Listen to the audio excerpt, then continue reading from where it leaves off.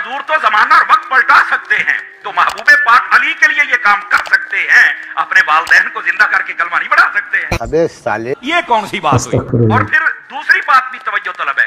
तवज्जो, बैठ जा। तो फरमाया ईसा अलैहिस्सलाम मुर्दे जिंदा करें तो वो ईसा पे ईमान ला सकते हैं।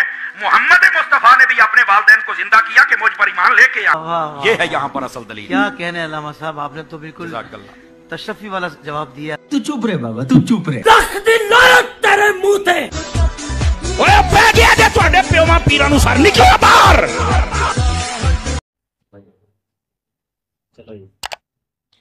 बिस्मिल्लाहिर्रहमानिर्रहीम, अस्सलाम वालेकुम वरहमतुल्लाहि वबरकातुहू। लिसनर, आपने क्लिप देखा, सिवाय लानत के इनको और कुछ नहीं कहा जा सकता। वैसे तो ये लोग अपने आप को दीनदार समझते हैं, दीन के ठेकेदार समझते हैं, मगर दीन नाम की कोई चीज़ नहीं है इनके पास। बल्कि मैं तो ये कहता हूँ कि शर्म नाम की भी कोई चीज़ नहीं है इनके पास। इनको हया बिल्कुल नहीं आता। इज़ा फातकल हयाउ फसना माशीता, जब इंसान के अंदर से हया ख़त्म हो जाए ना, फिर जो चाहे करो, कोई पूछने वाला नहीं है। इनको हया है ही नहीं। अब ये कैसी बातें कर रहा है, नाउज़ुबिल्लाह मिन ज़ालिक। आपने क्लिप देखा कि रसूलुल्लाह सल्लल्लाहु अलैहि वसल्लम ने अपने माँ बाप को जिंदा किया और फिर उन्हें कलमा पढ़ाया।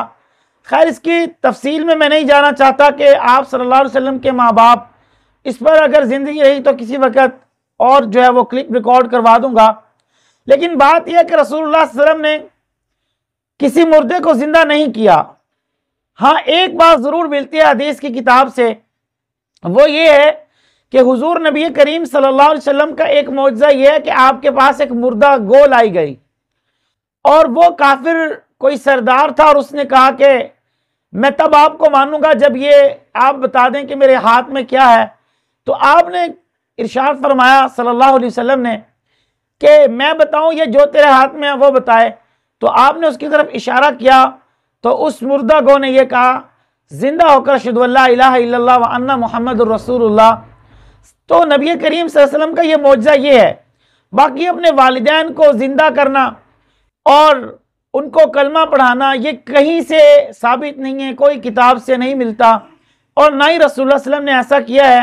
ये महज रसूलुल्लाह सल्लल्लाहु अलैहि वसल्लम पर भी इल्ज़ाम है और इन लानतियों को डूब कर मर जाना चाहिए।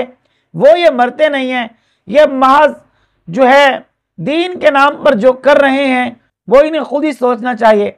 हाँ, एक बात और भी है, वो बात यह है कि जो ये आगे बात कर रहा है कि ईसा अलैहिस्सलातु वस्सलाम जो है वो ये ईसा अलैहिस्सलाम मुर्दों को जिंदा कर कर अपने ऊपर ईमान लाने का कह सकते हैं, तो क्या नबी करीम सल्लल्लाहु अलैहि वसल्लम ऐसा नहीं कर सकते?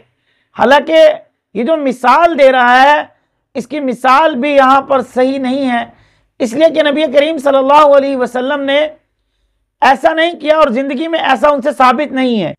और ईसा नबीना अलैहिस्सलातु वस्सलाम ने भी किसी मुर्दे को जिंदा कर कर ये नहीं कहा कि मेरे ऊपर ईमान ले आओ, ये हरगिज़ नहीं कहा।